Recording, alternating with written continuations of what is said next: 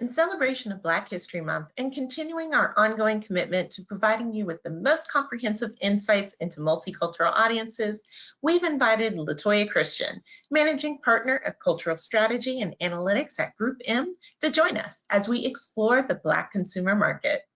GroupM is a leading media investment company that creates competitive advantages for advertisers. And over the next 15 minutes or so, LaToya and I will discuss everything from the Black consumer market's annual buying power, which exceeds $1 trillion, to the nuances within the community that marketers need to get right in order to reach these digitally savvy consumers. So let's jump into the interview and see what LaToya has to say about the Black consumer market.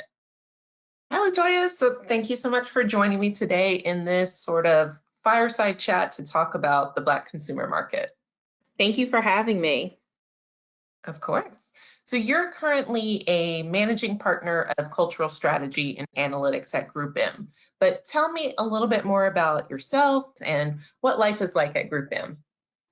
Yes, so life at GroupM has obviously changed a lot. In my role, it really is a very multifaceted role where it bridges together culture, data, and strategy.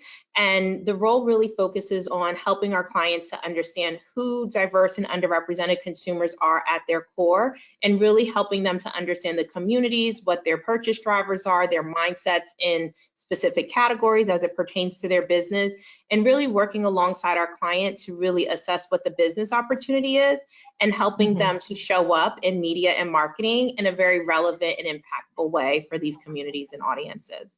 How much of your current client base has embraced multicultural marketing, especially as it pertains to the Black consumer market? Over the years, you have seen a steady increase in clients that have really become aware of the need to double down, get really smart and strategic in understanding who these audiences are and what it means for their business. And I think over the years, I've seen that increase. I will be very honest in saying it wasn't really until the last 6 to 9 months where that obviously took off with a momentum that obviously I would have never imagined. And a lot of that is driven from the events from summer 2020 around George Floyd, protests, things of that nature, with a lot of brands stepping up and saying that we want to be part of the solution, not the problem. And so ever since then, we have had an influx of clients that have really tapped into myself and my team and other cultural strategy experts that are within the GroupM ecosystem at the various opcos. So in the past 10 years, advertisers, they've increased their annual spend on Black focused media, but if you compare it to the total US advertising spend, it's still less than 2%, which is not a big number at all. Where do you think the disconnect comes with appropriately allocating marketing dollars towards the Black consumer market?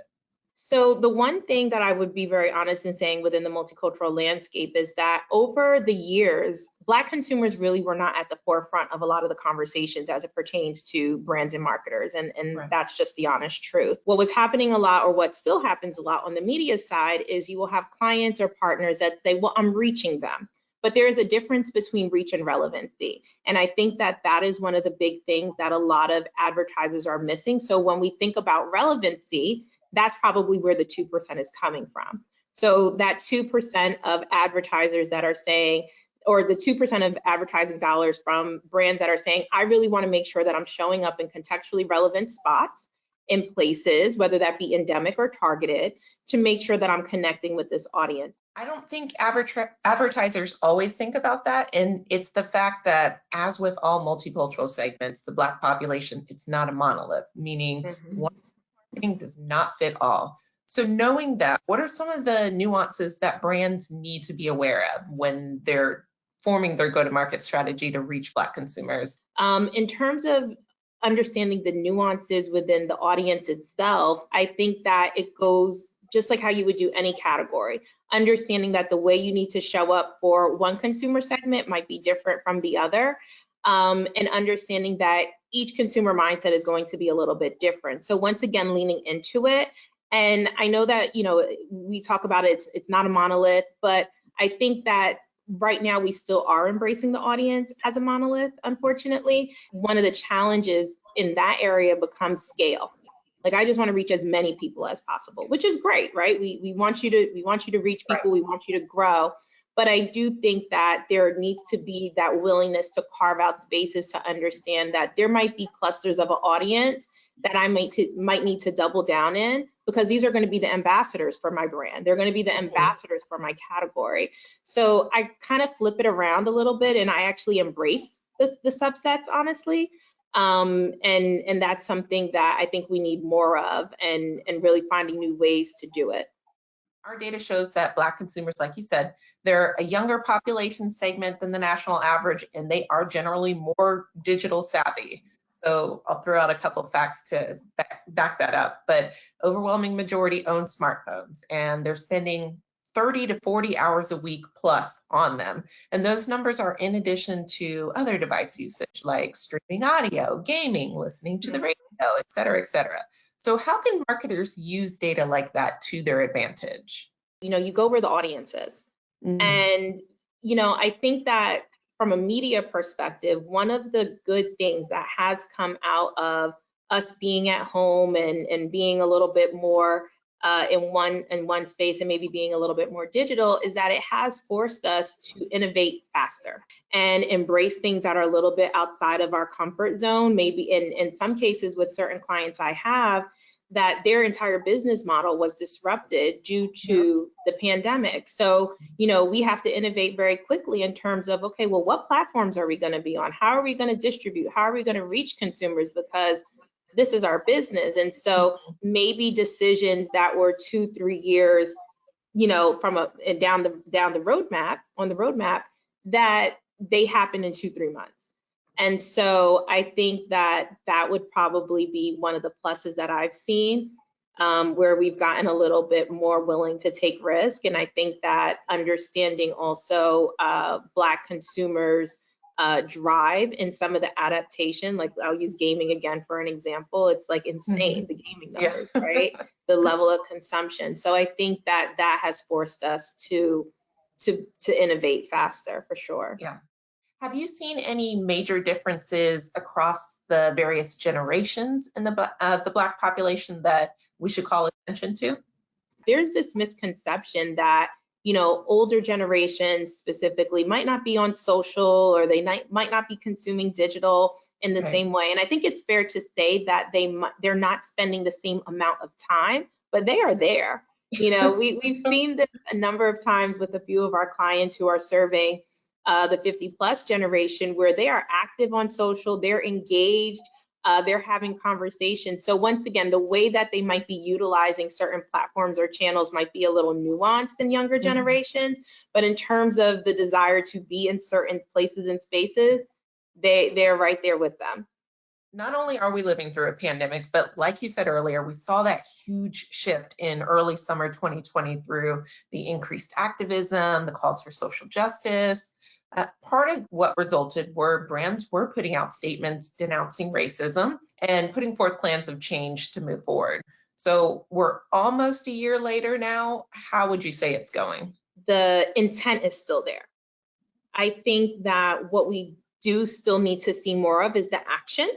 And I think that action takes forms in different ways, right? So there is, and this is something that's becoming more of a conversation in the world that I'm in as well. So there are your DEI initiatives, which for me, in my definition of that, is very much around your infrastructure, how you show up, who's in your talent pipeline, how you're recruiting, how you're retaining people, maybe even some aspects of diversity and inclusion in terms of your suppliers, right? So there's that umbrella. Then there's the outward facing communications, which for me is where the cultural strategy or multicultural marketing falls in place. And I do think while they work in tandem with one another, they are different. Marketing and media is the outward facing communication, but there are so many other aspects of your brand which consumers are coming into contact with that you need to make sure are right. So what is my experience looking like in your store? What does your senior leadership look like? Are you hiring people that look like me for various roles? What do your suppliers? Are you supporting Black small-owned businesses? And so I think that we really need to make sure that the entire ecosystem is progressing. I think that, based on the creative, It's getting better. I'm seeing some things that are giving me some optimism, but I want to make sure that it's not just creative. I want to make sure that there is real impact that is coming behind it, and that also there's long-term commitment and consistency around it as well. How have you helped your clients measure ROI towards multicultural segments and kind of affirm that their dedicated resources to marketing towards them do in fact pay off? Right. So when we start working with our clients, we always start with assessing what their business opportunity is. And so we use tools like Claritas and other syndicated resources or first party data resources to really help us quantify what that opportunity looks like. I'm going to say 80% of the time, our clients are shocked. They're shocked in terms of understanding where the market growth is coming from. They're shocked in terms of understanding where they're lagging. And there is a little bit of shock in terms of, realizing their own, I would say, gaps in the fact that it might have taken this long to get to this point and not realizing what was actually happening and who was driving their business, right? I think the other conversation that we also have a lot of, because when we then have those conversations, clients want to know, okay, so then what's the dollar return? And for me, not that obviously we are in a for-profit, business, but before you can even start talking about, now, how am I going to start generating all this money or all this revenue from these consumer groups? It's like, for me, you need to even start building equity in terms of just speaking to them. So your KPI or your goal might not necessarily be sales the first year. It might be, consideration, awareness, brand favorability, some other metric that's going to really help you establish yourself as a brand within the community, which is then going to generate loyalty, word of mouth ambassadorship, all those other things that drive ROI or those other conversion metrics that you're looking for. So that's how I play it, in terms of educating my clients in the path of getting to ROI. But it's a process. And the one thing I always say is that the longer you stay out of the game, the longer it's going to take you to build yourself up with these communities. Because I would say now more than ever, specifically Black audiences, we're paying attention. Can you talk to me through what a good process looks like? So for me, a good process has a few components in it, and it definitely is going to start with who's at the table. So are your agency partners the right partners? Do you have the internal structure in place to make sure there are going to be people that are going to support and evangelize this work all the way through? And the reason why I say that is because what we see a lot is that there are processes in place. It's how often do we stay in the process, right? And how often do we ensure that this consumer group specifically is being thought of at every step of the process? So the reason why I start with making sure you have the right people at the helm is because they're going to be those individuals that are going to ensure that we see it through. In terms of the actual process from a marketing and media perspective, every good strategy starts with great insight and making sure that's seeing its way through to the creative process. And then also on the media side, it's the same thing. Is this the right place and space for the audience? Is this the right place and space for the creative, the messaging, everything that I'm trying to do, and making sure that we're seeing all of that all the way through, and then having the right measurement plan in place. It helps me to make a case as to why this works or why this does not work. So it's insights, it's the strategy, it's making sure the media and creative strategy are working in tandem and supporting what we know about the consumer. And then also on the back end for measurement, making sure that that is telling us how things are performing. So therefore we can optimize, learn, do better the next time, or keep doing what's working. Yeah. So LaToya, thank you again for doing this interview with me today.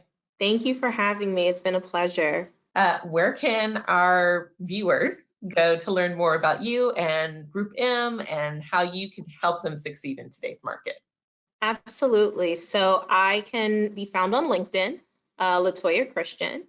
And we have the GroupM homepage. Definitely, I am there. You can reach out and get more information that way in terms of how you can connect with individuals like myself or individuals at other agencies that are very specialized in this specific area around cultural marketing and media. Also on Twitter, I am LT Christian. Awesome. Well, thank you again. Thank you so much, Monique. We hope you've enjoyed our interview with LaToya Christian, Managing Partner of Cultural Strategy and Analytics at GroupM.